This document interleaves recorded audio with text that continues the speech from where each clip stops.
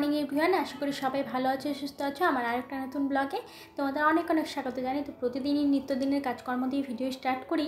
তো আজকে ভাবলাম যে পুজো দিয়ে ভিডিওটা স্টার্ট করি। আজকে যেহেতু বৃহস্পতিবার, তো আজকে সকালে পুজোটা দিয়েই তোমাদের ভিডিওটা স্টার্ট করলাম। তো আশা করি তোমাদের ভিডিওটা খুব ভালো লাগবে। তো সকালে সমস্ত কাজ করে নিয়েছি, সেই কারণে রান্নাটা হয়নি। রান্নাটা ভাবলাম যে স্নান সেরে পুজো সেরে তারপরেই রান্নাটা করব। যেহেতু বৃহস্পতিবারের পুজো একটু সময় লাগে, সেই কারণে মোটামুটি সমস্ত কাজ কমপ্লিট করে ঘর মুছে নিয়ে স্নান সেরে চলে এসেছি পুজোর দিকে।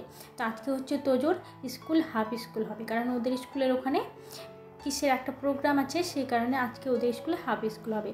তো তোজো এতক্ষণে চলে এসেছে, মানে তোজো স্কুল থেকে চলে এসেছে, এতক্ষণে বলছি দেখো, তোজো স্কুল থেকে চলে এসেছে, এসে ও মানে বাইরে দুষ্টুমি করছে।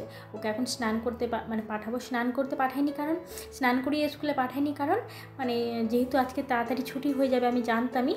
আর ও আজকে ঘুম থেকে উঠেছে একটু লেট করে। ওর দিদিভাই আজকে সকালে টিউশনে পড়ায়নি, কারণ ওদের ডে বোর্ডিংটা সকালে হয়ে গেছে। আজকে যেহেতু বললামই যে তাড়াতাড়ি ছুটি হয়ে যাবে, সেই কারণে ডে বোর্ডিংটা সকালে হয়ে গেছে। তো আজকে সকালে টিউশনে পড়ায়নি, সেই টিউশনটা শনিবারের দিন পড়িয়ে দিবে। তো চলো, এদিকে আমার মোটামুটি পুজো কমপ্লিট, আর ওকে এখন স্নান করাবো। স্নান করিয়ে পাঠাইনি, এখন 12টার মতন বাজে। তো তোমাদেরকে গুড মর্নিং বললাম তাও, কারণ 12টা বাজে এখন। তো এখন পুজো আমার সমস্ত কমপ্লিট। তো চলো এবার রান্নার দিকে যাওয়া যাক। আগে তোজোকে স্নান করিয়ে নিই, তারপরে রান্নার দিকে যাব।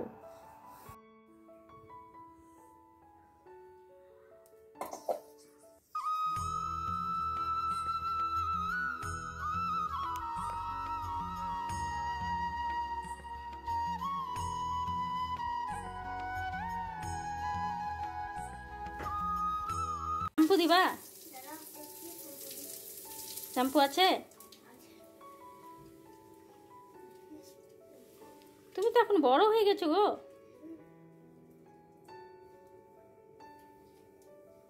দাও, ওর মধ্যে আরো ছিল তো, ফেলে দিলা কেন? দেখছো কত আছে। যাও স্নান করো। হয়েছে হয়েছে, যাও স্নান করে নাও, যাও। একটু মাথাটা ভালো করে ঘষে নিবা, হ্যাঁ?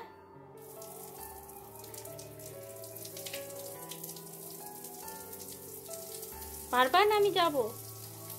পারবা না আমি যাব?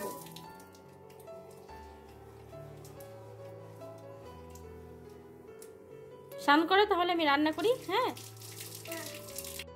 এদিকে তো স্নান করছে, তো চলো তোমাদেরকে দেখাই রান্নাঘরে। তো রান্না বসিয়ে দিয়েছি, একদিকে ভাত আর একদিকে ডাল বসিয়ে দিয়েছি। তো ভাতটা ফুটছে, এই যে দেখতে পাচ্ছ। তো চলো রান্নাটা করে নিই, কারণ যেহেতু স্কুল থেকে চলে এসেছে, আজকে টিফিনও দিয়ে পাঠাইনি ওকে। তো সেই কারণে তাড়াতাড়ি রান্নাটা করে নিই, কারণ খিদে পেয়ে যাবে। তো সেই সকাল 10টার সময় খাইয়ে পাঠিয়েছিলাম। তো চলো তাড়াতাড়ি করে নিই। আলু পটলের তরকারি করব আর করলা ভাজা।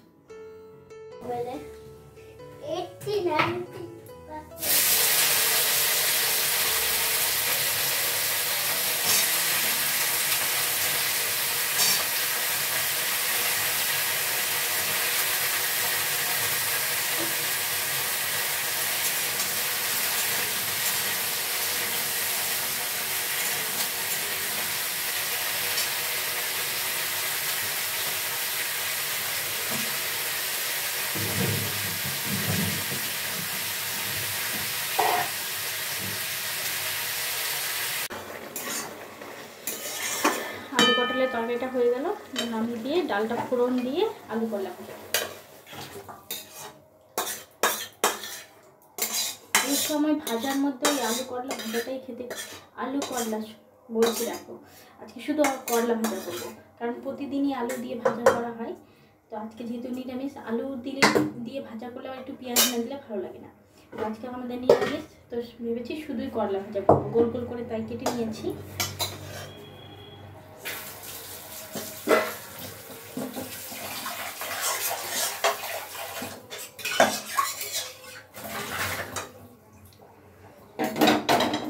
হচ্ছে মটরের ডাল, মানে নিরামিষের দিনে মটরের ডাল, ছোলার ডাল এগুলোই বেশি হয়। মুগ ডালটা একটু আমাদের বাড়িতে কমই হয়, কারণ মুগ ডালে যেহেতু গ্যাস বেশি হয়। তো মটর ডালেও গ্যাস হয়, কিন্তু আমার মুগ ডাল অতটা ভালো লাগে না, সেই কারণে মটর ডালটাই করলাম। কলার ডাল করতে পারতাম, কলার ডাল তোজোর পাপা ঠান্ডা লেগে গেছে আবার, সেই কারণে মানে বুকটা ব্যথা ব্যথা বলছে, সেই কারণে কলার ডালটা করলাম না। এদিকে মোটামুটি রান্না কমপ্লিট, করলা ভাজাটা হয়ে গেলেই হয়ে যাবে।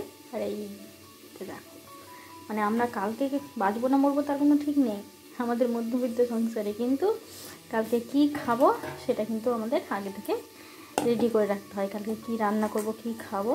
তো এই মাছটা না রাস্তার উপর দিয়ে যাচ্ছিল, এটা কি পিয়ালি মাছ বললো মনে হয়, হ্যাঁ হ্যাঁ পিয়ালি মাছই বললো মনে হয় নামটা। তো তোজোর পাপা দেখতে পেয়ে, ও আবার মানে এই মাছগুলো খুব পছন্দ করে, তো সেই কারণে ও দেখতে পেয়ে মাছটা নিল। আর আজকে যেহেতু আমাদের বৃহস্পতিবার নিরামিষ, আজকে তো আমাদের খাওয়া হবে না, তো এই মাছটা কেটে বেছে রেখে দেবো, তারপরে কালকে এটা রান্না হবে। তো কালকে কি রান্না হবে সেটা আজকে তোমাদেরকে বলে দিলাম। কালকে আলু পটল দিয়ে ছোটো মাছের ঝোল করব। এদিকে মাছ কাটতে বসে দেখো হঠাৎ করে মাছগুলো কাটা হয়ে গেল। বেশ কিন্তু সময় লাগেনি, হয়তো তোমরা ভাবছো যে ছোটো মাছ বেশ মানে কাটতে সময় লেগেছে, কিন্তু এই মাছটা আমি নিজেই জানি যে ছোটো মাছ কাটতে অনেক সময় লাগে, কিন্তু এই মাছটা কাটতে একদমই সময় লাগেনি। তো মানে এই মাছগুলো কী বলো তো, মানে হাত থেকে পিছলে যায় না। এখন তো তোমার উনুনে রান্না হয় না, ছাই পাওয়া যায় না, আগেকার দিনে মাছ কাটতে ছাই লাগতো।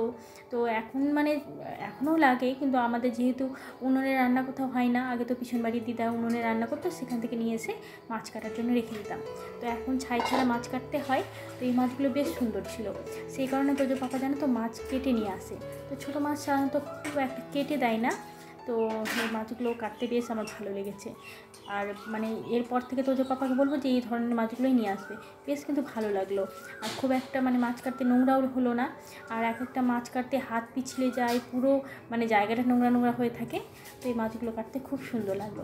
তো চলো এদিকে মাছগুলো ভালো করে ধুয়ে নিই, তারপরে ওইদিকে জামা কাপড়গুলো মেলা আছে, আর রান্নাবান্না সমস্ত কমপ্লিট হয়ে গেলো, এখন খাওয়া দাওয়া করব, এটাই যা। তো জামা কাপড়গুলো একবার করে উল্টে দিতে হবে, না হলে না জামা কাপড়গুলো একদম রোদ চটা হয়ে যাবে, রং চটা হয়ে যাবে। তো জামা কাপড়গুলো একবার উল্টে দিয়ে এসে তারপরে তোজো পাপা আর আমি খেতে বসবো, কারণ তোজো পাপা তো এখন আসবে না, তো আমরা মা ছেলে নিয়ে খেতে বসবো। আর খিদেও পেয়ে গেছে, কারণ সকাল থেকে তো তেমন কিছু খাওয়া হয়নি। সকালে তোজো পাপার আলু সেদ্ধ ভাত করেছিলাম, তোজো পাপাকে খেয়ে যায়নি জানো তো, ও বললো যে একটু মানে খেতে ইচ্ছে করছে না, সেই কারণে ও খেয়ে গেল না।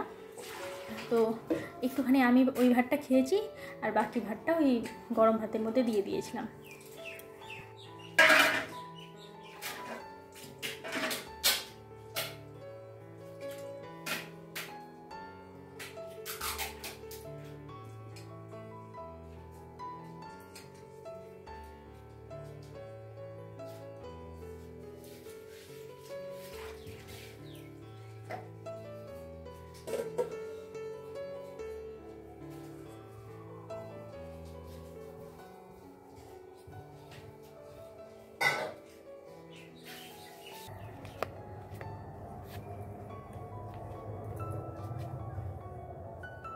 একটু বেলা গড়িয়ে এলে দেখো এখন ওই 1:30টার মতন বাজে, 1:30-2টার মতন বাজে, ঘড়িটাও আমি ঠিকঠাক করে দেখিনি।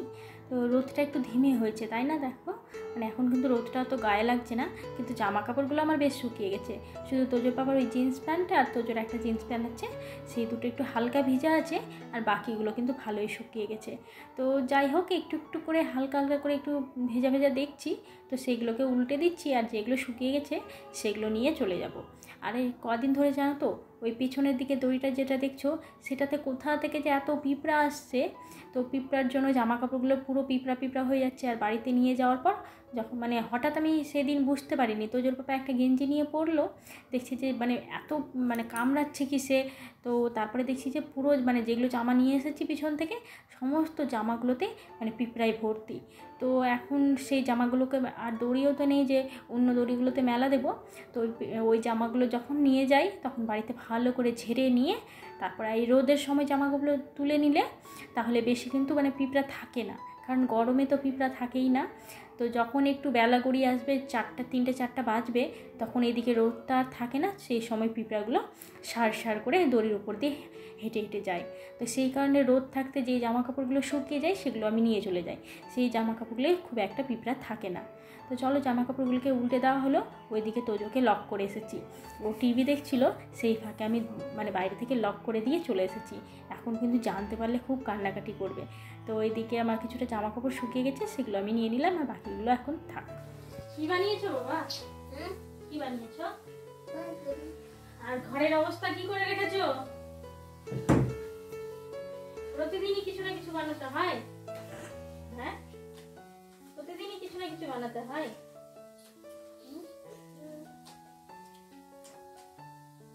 রং পেন্সিলের বক্সটা কই? ওই তো।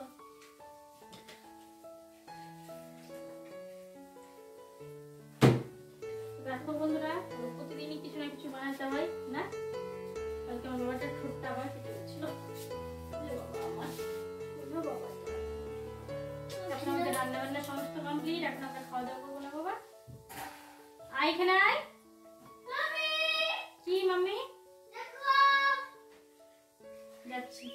তো বন্ধুরা এখন আমরা খাওয়া দাওয়া করবো। আমাদের রান্না পুড়ে যাচ্ছে কি হয়েছে? পুড়ে যাচ্ছে। দাঁড়াও।